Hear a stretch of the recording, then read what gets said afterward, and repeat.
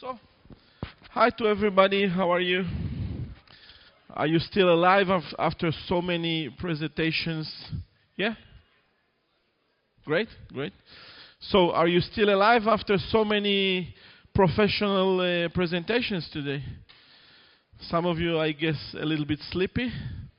Because if I had to sit all day and hear about software testing, although I'm from software testing, and although I like this occupation so much, I still think I wouldn't be able to sit all day and just listen about software testing. This is why I'm here today, and this is the most interesting presentation for you today, is because first of all, we are going to laugh a little bit, which according to my experience, as more as you laugh, you live longer. Okay, so you must laugh from time to time. It helps you to live longer. And second, happy testers, usually they find more bugs. So, you should be happy to be a good tester. Great, you're so lucky. What's your name? Vlad. Очень удачный человек. Okay, so, my name is Solomon. Yeah, this is me. I'm so beautiful. I have 20 years of leadership. This is blah blah, don't believe nothing written here. Yeah, like 20 years, people tell me that 20 years passed. I don't feel like this. I feel like 18. Why everybody tell me I'm больше 40 уже? Okay, so I'm the owner of All Stars IT, which is a global international company. Hello, ladies. The guys here like ladies. You also very udachi to sit here. Because you missed, I was saying that listening all day to testing, I guess the brain already became like sponge. So for the end of the day, it's like a little, we are going to enjoy a little bit, okay? You missed me, I'm so much beautiful. Okay. No, the girls came, so, you know. So, All Stars IT, it's a global international company. We have approximately 600 people, basically in Israel. Our new office is in Gulliver Business Center, not far from here. We can see also among you guys some of All Stars IT talents sitting here in this room. Again, not interesting. Lots of buildings, we have offices. You can come to visit. All of our offices very nice. Some of them have like a terrace for summer. Usually I'm sitting there with some kind of mojito or something. You usually will find me in this serious position. I'm a very serious guy. But actually what I'm going to tell you today is how you guys, is there any kind of entrepreneur in this audience? Some of you entrepreneurs. Some of you owners of companies. Some of you, most of you testers working in companies, right? Mm-hmm. Okay. So I think it's even better you're sitting here because I will give you another approach to life. Each one of you can wake up one day in the morning and decide he can be like independent and he can establish his own company. Actually, I started my own company in 2004. The name of the company was Test Pro. It was in Israel. And slowly this company got bigger and bigger until we started to do not only testing, but also testing. At the end, we also established a branch here in Kiev in Gulliver. So, as you can see, any kind of business can start from one point and grow to some other verticals.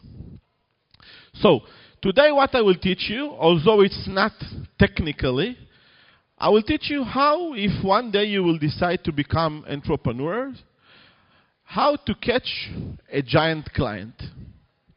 This presentation was already traveling with me all over Europe, and last week it was in a Kiev outsourcing forum also. It mostly attending business people, less technical people, but as I said, for such a long day of technical issues, we can laugh together just a little bit before the end of the day, and you can gain something which is not exactly professional and technical, but in the side of it, and very important and interesting to know. So, how to catch a giant client. Who is working here for a giant client? Raise his hand. Okay, for which client are you working? Yeah, you, the beautiful one. Huh? Thomas Cook?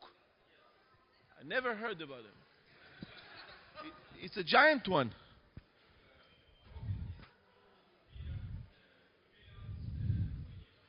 Okay. My mistake. I need to search again. Okay. Let me rephrase my question. Who is working for a pure software development house, which is a giant? I will give an example. Microsoft. Okay. So, who is working for such a giant? Raise his hand. Nobody. A minute before I ask who is working, like dozens of you raised the hand. Now nobody. So, most of you working for middle and small companies, yeah? Yeah? Okay.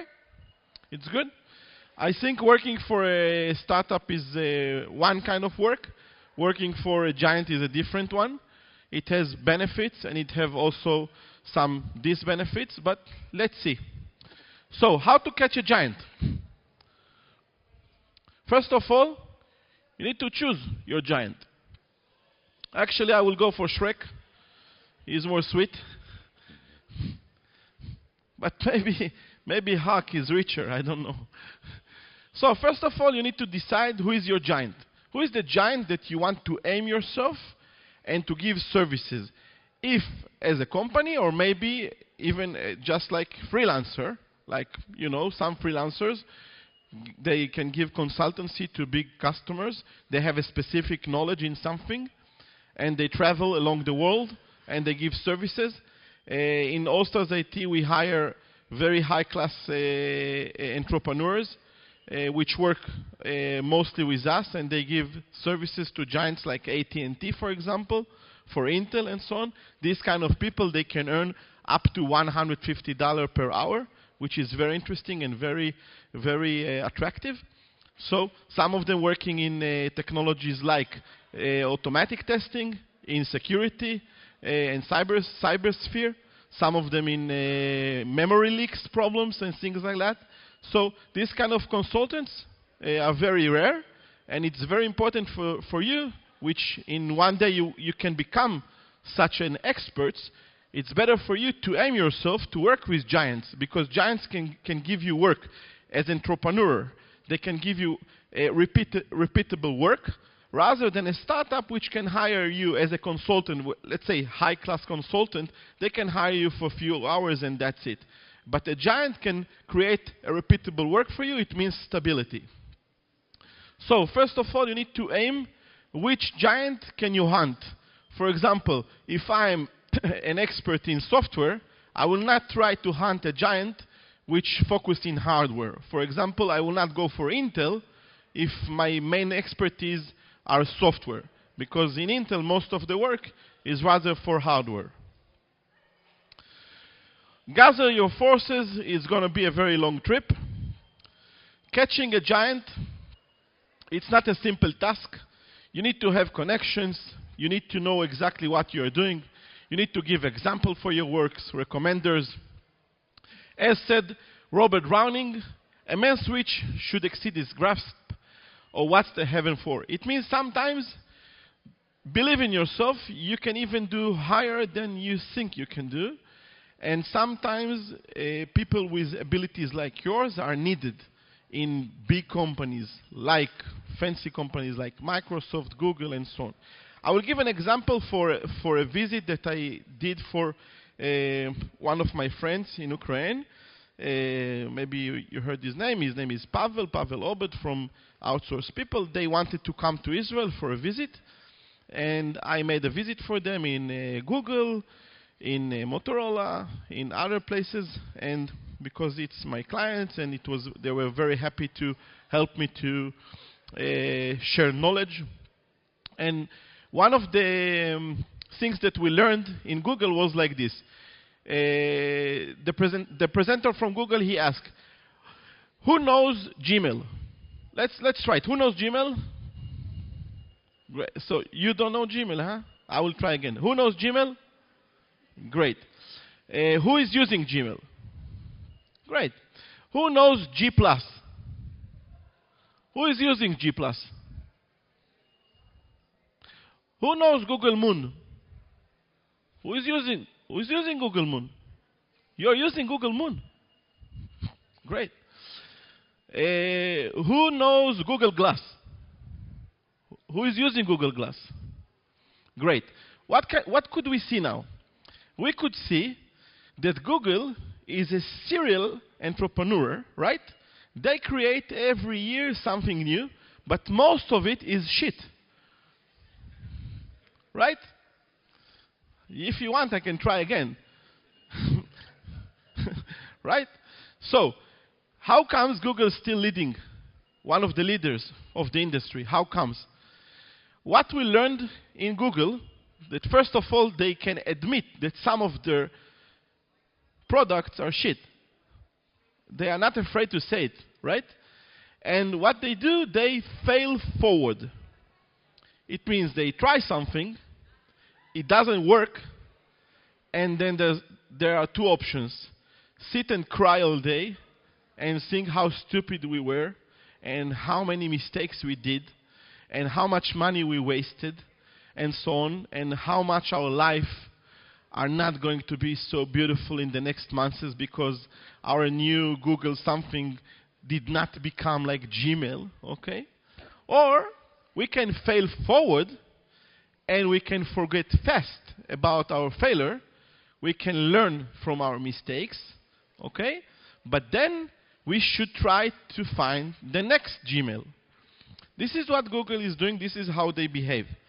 And I think it's the same while hunting a giant. Most of the giants that you will attend, most of the giants that you will knock on their door, they will actually either will not open the door or either will open the door and say, hey, get out, or something like that. Don't expect for a very warmless and close welcoming, because it will not happen.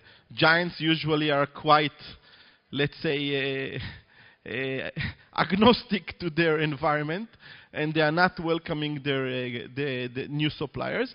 But never say never, and never feel that your current fail is your future destiny. Okay? Don't stop to try. Don't shoot where it is, shoot where it's going to be. And actually, testing is a very good point where we can do this drill. So the idea is an investment in knowledge pays the best interest. That's said by Benjamin Franklin. You know the guy on the dollar bill? So, what does it mean? Many of my customers, many of my giant customers, I caught them because we have many divisions. One of the divisions is Test Pro. Test Pro is about testing, okay? Many of the giants which we catch through the testing services. And why? Because testing is a zone which gets forward all the time, but not all the time you can find there in the cutting edge technologies the best experts. And we invested in this division of Test Pro about the testing. We were looking at our customers, and we were looking where they are going to. And we could imagine that their software testing division is staying behind the development. For example, who can imagine what can be the first thing to be less mature than the progressive of the development? Manual and automation, right? Right? Okay. So most of automation projects which I know are failing. They are failing along the time, because it's very hard to maintain automation while keeping up with the development. Okay? So we created some very advanced technologies, advanced methodologies in order to keep up with the advance of the development. And we show our customers real opportunities which we did already in other customers. That was the main opener for giants in which we wanted to get inside to this giant, to give services to that giant. We got through the door of testing. Okay? Pull, don't push. When the vision pulls you, you don't have to be pushed. Customers and giants specifically, they don't like to be pushed. You need to wait for them. You need to be patient. Okay? For me, I don't want to mention names of companies, but some of my giant customers, it took me more than 8 years to get supplier number. Actually, if you ask me what's my job is getting supplier numbers in huge companies like Dell, Microsoft, Intel, Facebook, Google. This is my job. I'm seeking for supplier numbers. And it's not easy. Some of the supplier numbers, it takes 8 years, some 6 years, and you never have to let down, and you never have to push. You need to wait for the right momentum. Impress or sell from above. What does it mean? If you can't impress people with your intelligence, confuse them with your bullshit. This is very important. It's one of the main keys. If you have nothing to sell, bullshit works. So you have a meeting. It took you like 5 years to find the most relevant person in one of the giants that you are trying to get, right? And he gives you your 20 minutes. It's your 20 heaven minutes, which you will get once in 6 or 5 years. And now you're in the meeting, and you prepared yourself, and you're coming to the meeting, and you are going to talk about, I don't know, something related to automation. Okay. So you're going to talk about automation, but you find very fast that he's not interested in that. Okay, but you prepared yourself 2 days before, and you were ready to talk everything about automation, and you learned everything by heart and everything, but he's not interested. So you cannot be locked about that. Now change the subject. Don't cry about your preparations, which goes to garbage. Just don't forget you had to wait 5 years for these 20 minutes. Make the best out of these minutes.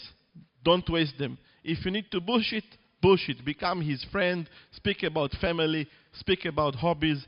You will find very fast that not all the time businesses doing business with businesses. Sometimes people are doing business with people. Understand quality of service, time to market. The quality of your work in the long run is a deciding factor on how much your services are valued by the world. I saw it in Ukraine many times. I'm working with agencies which supplies us human resources.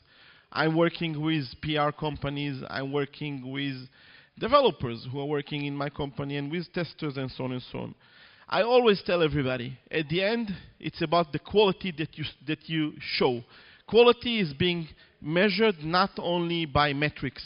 Quality is also in your relationship, is also in the relationship of yours between you and your clients. Is also between the relationship that you have with other people in your room, which you work.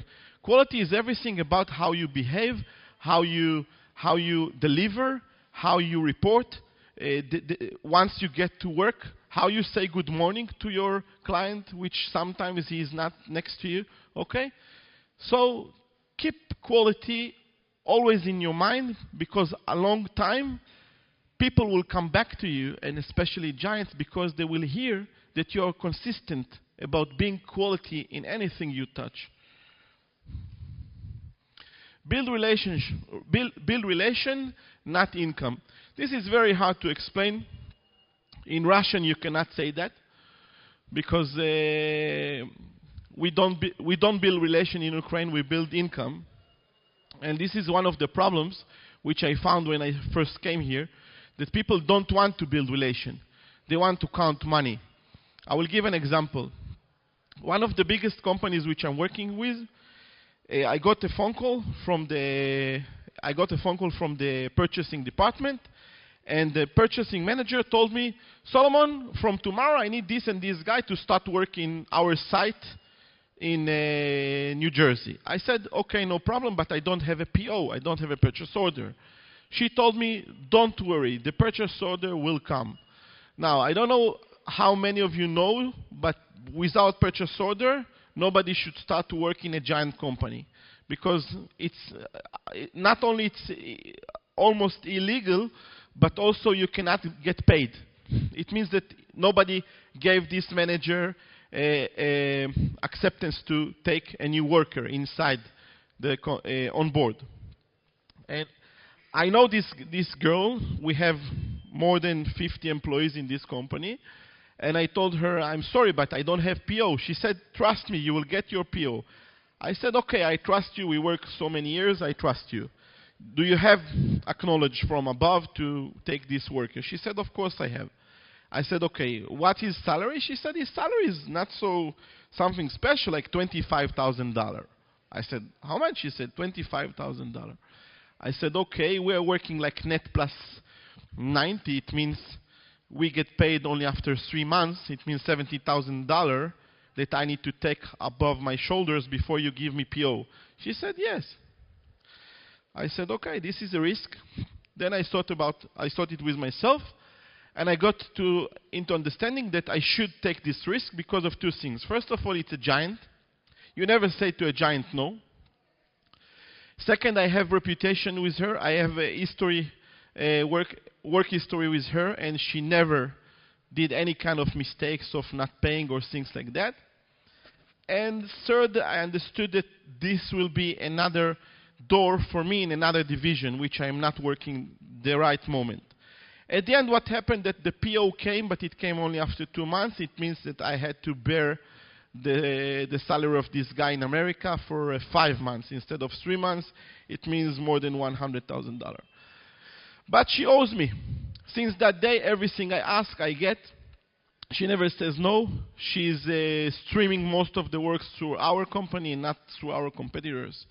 So I'm saying nobody can predict the future. You just have to give your all to the relationship you're in and do your best to take care of your partner. And my partners are my customers.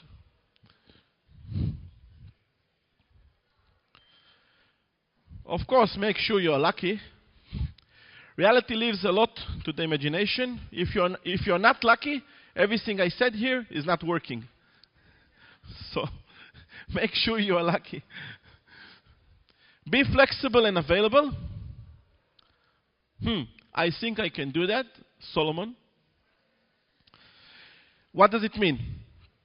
It means that I think I can do that, but I always think. And also it means that if you are not flexible with your customers, instead of becoming in love with you, they will start hate you. Because when customers need you to be, and I'm saying customers, I mean giants, okay? Giant customers has lots of bureaucracy inside of them, and they understand that. They understand that in order to move a cup from kitchen number 350 to kitchen number 454, it takes like a month, okay? And they need to fill in so much forms and to ask so much permissions. They understand that they are full of bureaucracy. They understand also that outsiders, suppliers like us, they can be much more flexible than them themselves, even though they work in the giant company and we are not. Because some of the rules which works on them as employees of this giant company doesn't work on us as outsiders. So some of them, what they do, they cannot break the rules because they are the giant workers, right? So they are using us in order to break the rules. Okay? But they're not breaking nothing. Because they are not doing nothing, it's we that do. But also we don't do nothing because we are not the workers of the giant company. So actually, this is a very smart way from high position managers in giants company how to make very strange rules and not all the time logical rules to be more flexible and fit more to the reality. Okay? I gave one example. They had to find a worker immediately, but they didn't have PO. So they know they cannot hire nobody without PO. So they took a guy from me, but they didn't sign nothing, right? So they broke no rules, right? I didn't break no rules because nobody promised me that he will pay me for that worker, which I put, right? So I took a risk. They had to do what they had to do because they had to deliver. At the end, the project was successful. They delivered, and they remember who helped them. So you have to be flexible. And of course, you have to be available as well. Because sometimes you try to catch your giant, they never answer the phone. But once they will try to catch you, you should be available all the time. Because you're a service provider. And I remind you, quality of services, right? So you have to be available and flexible all the time. Oh, sorry. That's it. Thank you, guys. If you have a question, I'm here. Let me remind you, in our office in Kiev, we all the time we recruit software developers. And actually, these days, we're looking for more than 10 software developers, starting from juniors, manual juniors, going through middle juniors manual, and up to senior automation testing, mostly by Selenium, JavaScript, and so on, Python. So you're very welcome to contact me if you're looking for a job as well. Thank you so much. If you have questions. We have tradition that they can catch you also in lounge zone on the couch.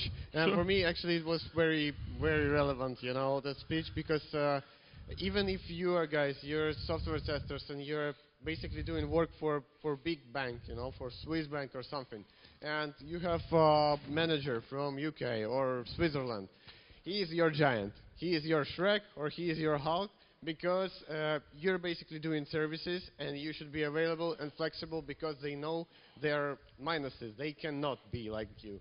Yeah. And you should be this hero, you know, like throw in your shirt out and I will do everything, you know. They live through you. Yes, because something that they cannot do, yes, they wait for you to do for them. Yes. Because they cannot do that. Yes, they cannot do that, and then they remember. Then they owe you a thing, and it's a good thing. Thanks, Solomon. Thank you, guys. Thank you, guys. Big applause.